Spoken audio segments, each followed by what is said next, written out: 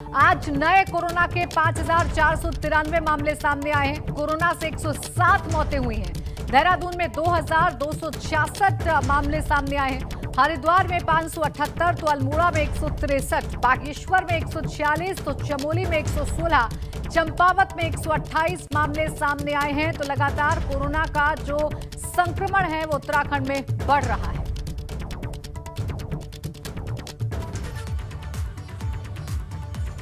उधर सीएम तीरथ सिंह रावत ने कोविड की मौजूदा हालात को लेकर सीएम जिलों के डीएम के साथ वीडियो कॉन्फ्रेंसिंग आज सीएम ने की है।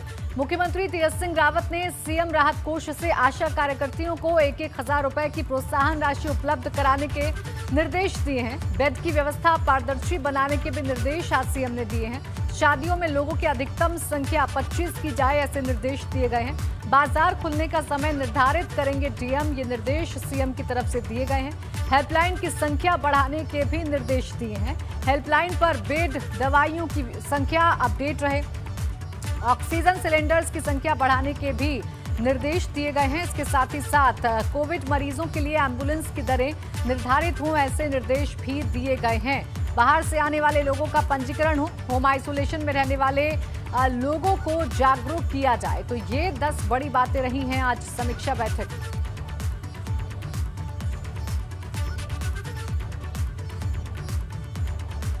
और इस बीच अहम खबर यह है कि कोविड की मौजूदा स्थिति पर विधायक उमेश शर्मा का बयान सामने आया है। साल भर पहले तैयारियां की होती तो ये हालात ना होते, ये कहा है। रायपुर से भाजपा विधायक हैं उमेश शर्मा काऊ, जो ये कह रहे हैं कि अगर 1 साल पहले ही तैयारियां की होती तो ये हालात ना होते, यानी सीधे तौर पर अपनी ही सरकार को निशाने पर लिया है। उमेश शर्मा काऊ ने अपनी ही सरकार की तैयारियों पर सवाल खड़े कर दिए हैं और ये कहा है कि अगर साल भर पहले ही तैयारियां की गई होती तो ये हालात ना हो। समस्याएं बहुत हैं, जटिलताएं बहुत हैं, पीड़ा बहुत हो रही है लोगों को। ऐसा लग रहा है सिस्टम कम पड़ गया है। भाई साहब, मैंने बहुत अपने साथी खोए हैं। मैं कह नहीं सकता, आपके कैमरे के आगे मुझे रोना आ रहा है। और हम 1 साल हमने बर्बाद कर दिया। अगर इसमें 1 साल में हमने काम किया होता तो आज निश्चित रूप से हम अपने प्रदेश की जनता को बचाने का काम कर लेते। और ब्यूरो चीफ अजीत राठी हमारे साथ जुड़ गए फोन लाइन पर। अजीत, विपक्ष तो विपक्ष अब अपने ही नुमाइंदे सरकार पर सवाल खड़े कर रहे हैं। जी प्राची, देखिए, ये भारतीय जनता पार्टी के वो विधायक हैं जो पिछली सरकार पर निशाना साधते रहे हैं और उन पिछली सरकार के जो काम काज हैं उन पर उंगली उठाते रहे थे हमेशा। तो इनका ये कहना कि पिछले 1 साल में सरकार ने वो तैयारी नहीं की जिससे अब जो परिस्थितियां पैदा हो गई है उन पर नियंत्रण किया जा सके। यानी बहुत साफ साफ क्लियर उनका इशारा है कि चूंकि त्रिवेंद्र सरकार में अगर ढंग से तैयारी की गई होती तो जब जो पैंडेमिक का अब जो विकराल रूप हम देखने को मिल रहा है, जिनमें बड़ी संख्या में अपने लोगों को खो रहे हैं, तो उनको बचाया जा सकता था। उन्होंने, विधायक ने साफ कहा है कि 1 साल में और खास तौर पर उस पैंडेमिक के आने के बाद हमने सिस्टम को सुधारने की, इसको स्ट्रेंथन करने की और अपनी इंफ्रास्ट्रक्चर बढ़ाने की, हेल्थ सर्विसेज ठीक करने की हमने कोई कोशिश नहीं की जी। अगर हमने ये होमवर्क कर लिया होता तो आज जिस तरह का माहौल यहाँ हो रहा है, जिस तरह से यहाँ पर रोज मौत का नंगा नाच हो रहा है, आज भी 107 लोग जिनकी मृत्यु हो गई है कोरोना से, इस तरह के प्रतिफल, इस तरह के नतीजे सामने ना आते। तो उमेश शर्मा काऊ ने बहुत बेबाक तरीके से अपनी बात कही है। जी बिल्कुल, और जिसके बाद सवाल एक बार फिर से और गहरे हो जाते हैं। अजीत, आप बने रहिए हमारे साथ, आगे भी आपसे जानकारी लेंगे।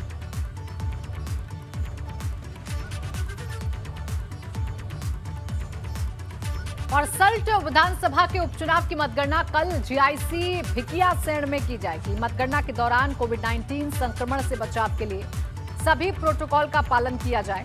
मतगणना का कार्य कल सुबह 8 बजे से शुरू कर दिया जाएगा। मतगणना के लिए कुल 13 टेबल लगाई गई हैं। एक टेबल पर मतगणना पर्यवेक्षक, मतगणना अधिकारी और माइक्रो ऑब्जर्वर तैनात रहेंगे। मतगणना स्थल पर बगैर अनुमति पत्र के किसी को भी प्रवेश नहीं दिया जाएगा। आपको बता दें कि सल्ट में भाजपा की तरफ से सुरेंद्र जीना के भाई महेश जीना को प्रत्याशी बनाया गया था, जबकि कांग्रेस की तरफ से गंगा पंचोली ने चुनाव लड़ा। और अजीत लगातार मेरे सहयोगी बने फोन लाइन पर हमारे साथ। अजीत, कल मतगणना होगी, क्या कुछ विशेष तैयारी, क्योंकि कोविड प्रोटोकॉल का भी ध्यान रखना है? जी प्राची, देखिए तैयारी तो जिला प्रशासन ने वहाँ पूरी की है और ऑब्जर्वर वहाँ खुद रहेंगे, क्योंकि जिला प्रशासन तो अपनी जगह काम करता है, ऑब्जर्वर भी अपना काम करते हैं, जो केंद्रीय निर्वाचन आयोग यहाँ पर डिप्यूट करता है। लेकिन एक खास बात यह है कि 8 बजे शुरू होने वाली इस मतगणना का जो रुझान है वो 10:30 बजे तक आ जाएगा। और ये माना जाता है कि चूंकि जिस तरह से वोटिंग कम हुई है, चूंकि वहाँ 97,000 के आसपास कुल मतदाता है और 42% लोगों ने अपने मताधिकार का प्रयोग किया है, जिसमें महिलाएं 1% ज्यादा हैं अपने मतदान करने में। ये ट्रेंड आज तक प्राची माना गया है कि 10:30 बजे तक अगर किसी ने 2,500 मतों की भी लीड ले ली तो उसका जीतना निश्चित हो जाता है। और यही माना जा रहा है कि 10-10:30 बजे तक इस सीट का क्या नतीजा है उसके रुझान मिल जाए। जी शुक्रिया आपका अजीत, तमाम जानकारी के लिए। तो सुबह 10-10:30 बजे तक जो रुझान आएंगे उससे साफ हो जाएगा कि सल्ट विधानसभा सीट पर क्या कुछ होता है। आगे बढ़ते हैं। पूरे देश की तरह उत्तराखंड में भी कोरोना कहर बरपा रहा है। अब तो हर दिन कोरोना के केस बढ़ रहे हैं, जिससे आने वाले दिनों में ये आंकड़ा और बढ़ने की आशंका है। लेकिन कांग्रेस सरकार से पूछ रही है कि वो कर क्या रही है।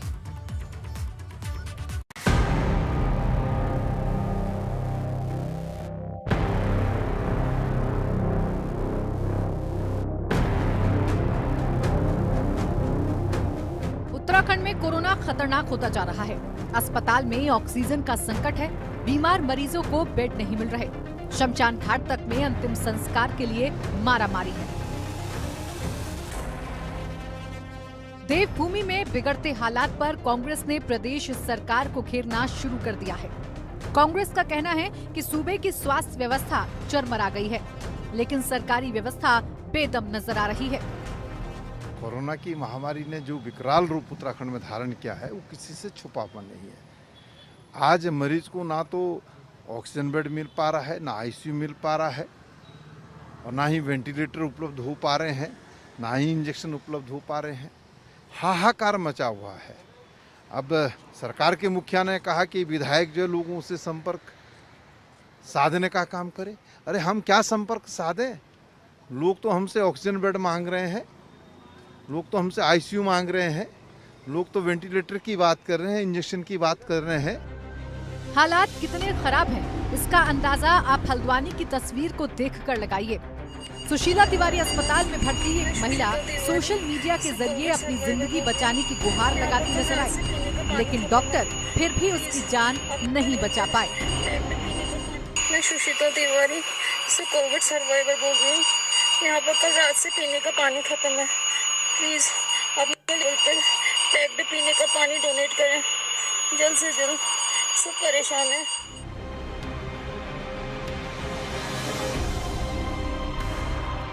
बिगड़ते हालात पर नेता प्रतिपक्ष इंदिरा हृदयेश ने मुख्यमंत्री से भी बात की, ताकि उखड़ती सांसों को कुछ तो राहत मिले। ऑक्सीजन भी उपलब्ध रहेगा। कलेक्टर के पास कुछ स्टोरेज होना चाहिए, क्योंकि हल्द्वानी कुमायूं का द्वार है। सबसे ज़्यादा भार यही है। मरीजों की संख्या रोज ही बढ़ रही है। सामान्य व्यक्ति को ये भी जानकारी नहीं होता है कहाँ से क्या मिलेगा, तो इसलिए बहुत ज़रूरी है। इस पर मैंने चिंता व्यक्त की। मुझे भरोसा है कि आज के बाद से ऑक्सीजन की कमी जो दिखाई दे रही है संभवतः वो भी दूर हो सके। अधिकारी के दावे भले ही कुछ भी हो, लेकिन हालात ठीक नहीं है। देहरादून के कोरोना अस्पताल में 4 शव कई दिन तक पड़े रहे। शवों से बदबू आने लगी, लेकिन उनका अंतिम संस्कार नहीं हुआ। यही वजह है कि अब कांग्रेस प्रदेश सरकार को घेरने में लगी है। हम 1-1 करोड़ छोड़ो, हमारी सारी विधायक निधि ले लो, लेकिन संसाधन तो उपलब्ध कराओ। क्या सरकार सिर्फ जो है विधायकों की 1-1 करोड़ की जो विधायक निधि है उसी पे निर्भर है? क्या सरकार के पास अन्य संसाधन नहीं है? बस सरकार हाथ पे हाथ धरी बैठी रहेगी? अरे हमसे 1 करोड़ क्यों, आप पूरी विधायक निधि ले लीजिए, लेकिन संसाधन तो उपलब्ध कराओ मुख्यमंत्री जी। सिर्फ मुख्यमंत्री आवास में बैठ करके जो है बयान जारी करने से बात बननी नहीं। अप्रैल महीने के भीतर ही कोरोना के मामले काफी तेजी से बढ़े हैं। अब तक हर दिन कोरोना के केस 5 से 6 हजार के बीच आ रहे हैं, जिससे इस बात की पूरी आशंका है कि मई महीने में कोरोना और कहर ढाएगा। एबीपी गंगा के लिए देहरादून से विनोद कुमार के साथ हल्द्वानी से अंकित शाह की रिपोर्ट। तो उत्तराखंड में कोरोना के बढ़ते मामले लगातार बढ़ रहे हैं। शहरी हो या देहात, बड़ी संख्या में लोग इस लाइलाज बीमारी से संक्रमित हो रहे हैं। राज्य मंत्री स्वामी यतीश्वरानंद ने अपने हरिद्वार ग्रामीण विधानसभा के लालढांग क्षेत्र स्थित प्राथमिक स्वास्थ्य केंद्र का औचक निरीक्षण किया। इस दौरान उन्होंने कोरोना की दवाओं का स्टॉक, ऑक्सीजन सिलेंडर जैसी जरूरी व्यवस्थाओं को बारीकी से निरीक्षण किया, जिसमें सामने आया कि इस क्षेत्र में आबादी के हिसाब से पर्याप्त ऑक्सीजन की व्यवस्था नहीं है। मौके पर ही हरिद्वार सीएमओ को बुलाया गया और जल्दी लालढांग क्षेत्र में ऑक्सीजन और दूसरी सेवाएं दुरुस्त करने के निर्देश दिए गए। हॉस्पिटल है, उसका निरीक्षण हम लोगों ने किया कि उसकी व्यवस्थाएं कैसी है, वहाँ की ऑक्सीजन की क्या व्यवस्थाएं हैं, सफाई की क्या व्यवस्थाएं हैं, टीकाकरण सही से किया जा रहा है नहीं किया जा रहा है। और जो हमारे कोरोना पॉजिटिव जो कुछ लोग इस क्षेत्र में थे, एक बात सामने, उनको समय पर किट नहीं मिल रही है। अभी सीएमओ मेरे साथ हैं, उन्होंने कहा कि अगर कोई हमारे पास आएगा तत्काल हम उनको किट देने का काम करेंगे। कोरोना के लगातार बढ़ रहे मामलों से अस्पतालों में मरीजों की भीड़ बढ़ रही है, जिससे ऑक्सीजन की डिमांड बढ़ गई है। ऐसे में मुनाफाखोर इसकी कालाबाजारी कर रहे हैं। कालाबाजारी रोकने के लिए सरकार के माध्यम से कई नोडल अफसर नामित किए गए हैं ताकि कालाबाजारी ना हो। कोरोना संक्रमण को रोकने के लिए सरकार की तरफ से अलग अलग नोडल अफसरों को नामित कर जिम्मेदारी दी गई है। आईपीएस अफसर अमित कुमार सिन्हा को दवाइयों की कालाबाजारी रोकने के लिए बड़ी जिम्मेदारी दी गई। करेंगे यूपी के गाजियाबाद की, जहां से लूनी विधायक नंदकिशोर गुर्जर ने गाजियाबाद के एडीएम सिटी शैलेंद्र सिंह पर गंभीर आरोप लगाए हैं। नंदकिशोर गुर्जर ने एडीएम सिटी के खिलाफ एसएसपी से शिकायत की है। नंदकिशोर गुर्जर ने आरोप लगाया है कि एडीएम सिटी ऑक्सीजन गैस की कालाबाजारी कर रहे हैं। तहरीर में हत्या का मुकदमा दर्ज करने तक की बात कही गई है। आपको बता दें कि इस वक्त गाजियाबाद में कोरोना संक्रमण रोज तेजी के साथ फैल रहा है।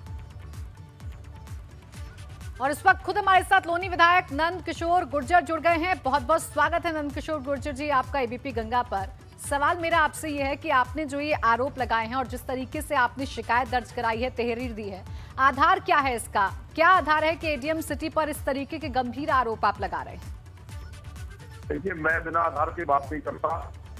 लौनी में पिछले लगभग 10 दिन से कोरोना हॉस्पिटल जिनको कोविड घोषित किया है, अगर प्रशासन बता कि एक भी सिलेंडर दिया हो इतने दिन में, 1 लीटर ऑक्सीजन तक नहीं दिए, मैं दिल्ली से या कहीं इधर से हरियाणा से जहाँ से भी हो रहा है, खुद मैं उनको मिल करके, अपने लोग हैं इसलिए उनको बचाने के लिए दिन रात लगा हुआ हूँ। अभी हमारी 3 दिन पहले मैं गया, 4 घंटे बैठा रहा, वही घटना इन्होंने कल कहा कि वो व्यवस्था बन जाएगी। कल रात में 11:30 बजे तक खुद रहा, कोई एक सिलेंडर नहीं मिला। फिर मुझे वहाँ पता चला कि यहाँ से ब्लैक में सिलेंडर देखे जा रहे दिल्ली में जी। तो दिल्ली के अंदर जहाँ वो जगह बताई गई, हमें लगा कि लोग झूठ बोल देते हैं। उसमें एडीएम सिटी का नाम आया तो मैं उस स्थान पे गया। वो मंडावली पड़ता दिल्ली में। मैंने जो जिस गाड़ी से यहाँ से सिलेंडर जा रहे हैं, उस गाड़ी का नंबर, गाड़ी का फोटो भी अधिकारियों को दिया है। उसके साथ साथ वहाँ के जो लोग जो वहाँ पर्ची बना करके दे रहे हैं, पर्ची मेरे पास है वहाँ की जी, जो जिस पर्ची के आधार पर लोग वहाँ दे रहे हैं, उन्होंने बताया कि गाजियाबाद के जो गोयल गैस का नाम लिया एक तो और एक वो क्या नेशनल का नाम लिया कि वहाँ से एडीएम सिटी आप हेल्प करते हैं। और यहाँ अपना मंडावली के अंदर आप जाकर के आज भी देख सकते हैं। फिर वहाँ हमने शिकायत की तो वहाँ एसडीएम ने छापा मारा, 40 सिलेंडर वहाँ पकड़े गए। उसके बाद उसको बंद किया गया है और वो अब भी मुझे लगता है बंद होगा, उसका सेटिंग से वो चल जाएगा। इसके अलावा यहाँ दुर्गापुरी में, करावल नगर में, पानीपत में जो फोर्सेज निकल करके आए और वो रिकॉर्डिंग के आधार पर जब ये पता चला, क्योंकि लगातार पूरे दिन नंदकिशोर गुर्जर जी, देखिए ये गंभीर आरोप हैं और इस तरीके की शिकायतें हालांकि लगातार लोगों की तरफ से की जा रही है। अब सवाल मेरा आपसे ये है, देखिए राज्य में आपकी सरकार है, सीएम योगी लगातार सख्ती की बात करते हैं, उसके बावजूद ऐसी महामारी में इतनी बड़ी लापरवाही, इतनी बड़ी कालाबाजारी अगर किसी अधिकारी की तरफ से की जा रही है तो ये क्या दर्शाता है? क्या अफसरशाही पर लगाम नहीं कस पा रही है?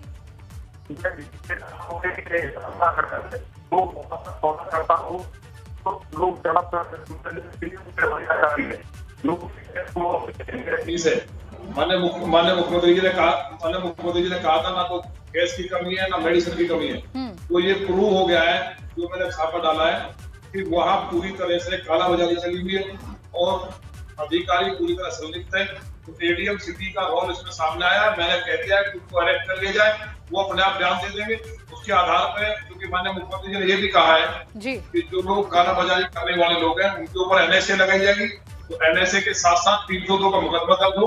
इतनी मौत हुई है कैप्टन की कमर से, जो ऑक्सीजन अगर मिल जाती, मेरे हाथ में धड़कता हुआ एक हमारा पार्टी का कार्यकर्ता चला गया और गैस के लिए मैं फोन करता रहा, कल पूरे दिन फोन किए मैंने, काफी दिन फोन के भी स्क्रीन शॉट है, तो फोन उठाना चाहिए। मेरा एक विधायक का फोन नहीं उठा रहे तो किसी ठीक है, यानी आप ये कह रहे हैं नंदकिशोर गुर्जर जी कि जनप्रतिनिधि की भी जो अफसर हैं वो नहीं सुन रहे हैं। अब जब आपने शिकायत कर दी है, अब जब आपने तहरीर दे दी है, तो किस तरीके का आश्वासन और क्या उम्मीद करें कि कब तक कार्रवाई होगी और लोगों को राहत मिलेगी? देखिए हमने डीएम और एसएसपी दोनों को कर दिया, तहरीर दे दी है सबूत के तौर पे। जो गाड़ी का नंबर दिया है, वहाँ जाकर वेरीफाई कर ले। और मुझे उम्मीद है कानून से ऊपर ऐसी महामारी में जहाँ व्यक्ति को बचाने की जिम्मेदारी गाजियाबाद केवल 50% 50% कालाबाजारी रुक जाए तो गाजियाबाद में कोई गैस की कमी नहीं होगी। ये मेरा दावा है। मैं देख करके इसका दूं कि कोई व्यक्ति इस तरह की महामारी में भी जहाँ लोग मर रहे हो, मौत का सौदागर बन करके पैसा कमा सकता है। 8 करोड़ रुपए की कोठी लिए नोएडा में, आप लोग जांच करा लें कहाँ से पैसा आ रहा है। एडीएम सिटी इस तरह की हरकत करके इन्होंने जो लगातार ये किया है, मैं इनके खिलाफ और चिट्ठी लिखने जा रहा हूँ। और मुझे उम्मीद है कि माननीय मुख्यमंत्री जी 0 टॉलरेंस से हमारी कार्रवाई करेंगे। सरकार की मंशा बिल्कुल साफ है, लेकिन इस तरह के अधिकारी जहाँ भी बैठे हैं, इस घटना के बाद मुकदमा दर्ज होने के बाद पूरे प्रदेश में क्राइस खत्म हो जाएगा और जिस तरह का ये लोग कालाबाजारी करके लोगों में अफरा तफरी मचाएगा वो भी समाप्त हो जाएगी और कोरोना भी समाप्त हो जाएगा।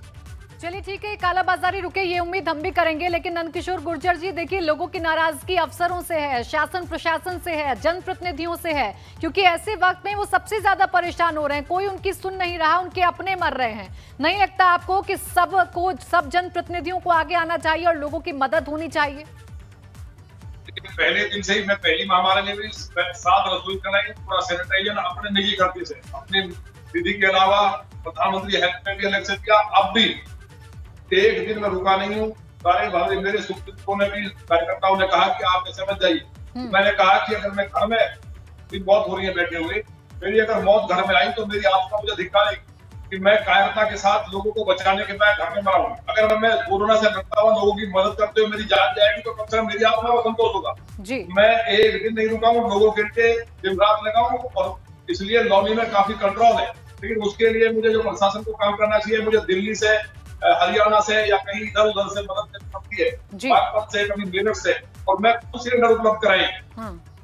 ये सारे प्रशासन को मालूम। और जिलाधिकारी के बार बार कहने के बाद, हमने बार बार कहा एडीएम सिटी को कि नौनी के लिए सिलेंडर दीजिए, लेकिन एक बार नहीं सुनी। आप इस बात का पता कर सकते हैं, जो अधिकारी डीएम को कुछ नहीं समझता हो, महाराज जी को बदनाम करता हो उनका नाम लेकर के, ऐसे अधिकारी केवल लूट के लिए। बिल्कुल ठीक है। देखिए नंदकिशोर जी, बिल्कुल आपने शिकायत की है, लेकिन सवाल तो फिर ये जरूर गहरा हो जाता है कि इतनी सख्ती के बावजूद अफसर कैसे मनमानी कर रहे हैं और फिर क्यों आम जनता को भुगतना पड़ रहा है। शुक्रिया आपका हमारे साथ जुड़ने के लिए, हमसे बातचीत करने के लिए, हमें बताने के लिए कि क्या कुछ आधार है आपका जो आरोप आपने लगाए हैं और अब आगे क्या होगा।